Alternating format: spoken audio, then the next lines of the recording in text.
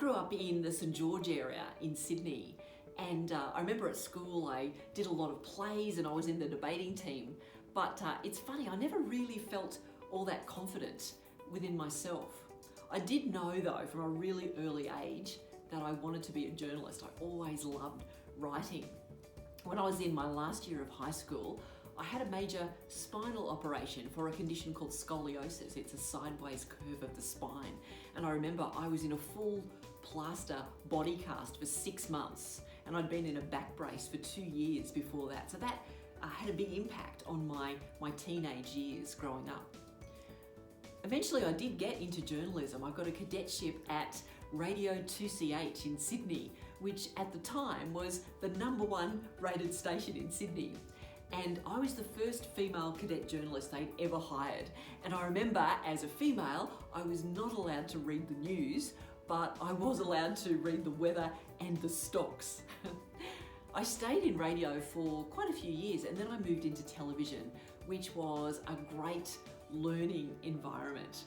And I still remember not feeling overly confident inside, but I certainly learned the tools to be able to stand and present in front of a camera.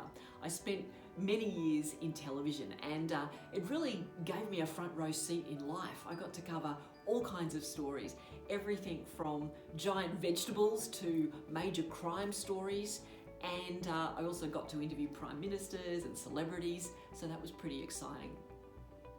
I ended up leaving the media and went into corporate communication, and that was my first introduction to the corporate world and some of the things that went on behind the scenes.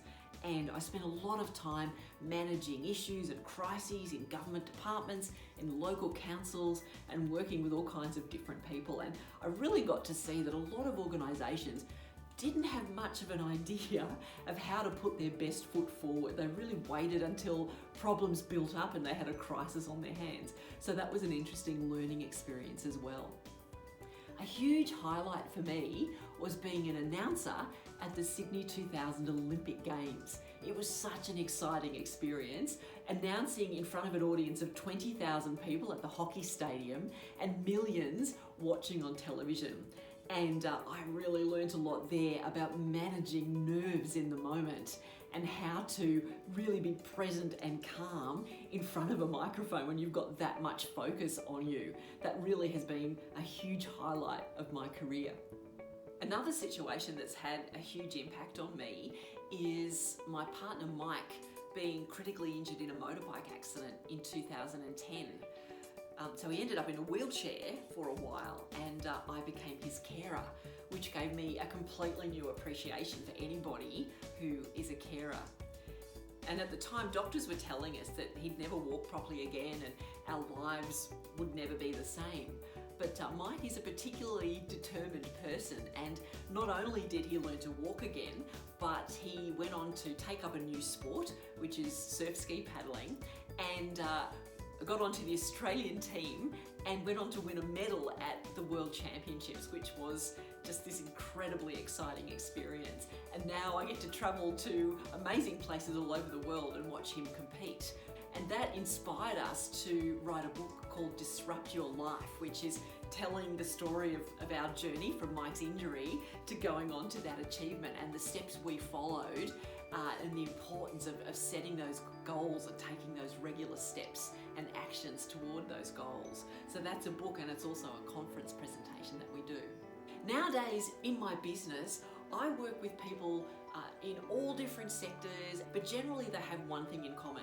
They lack confidence in their communication, and that is having an effect on the level of credibility and influence they're having in their roles.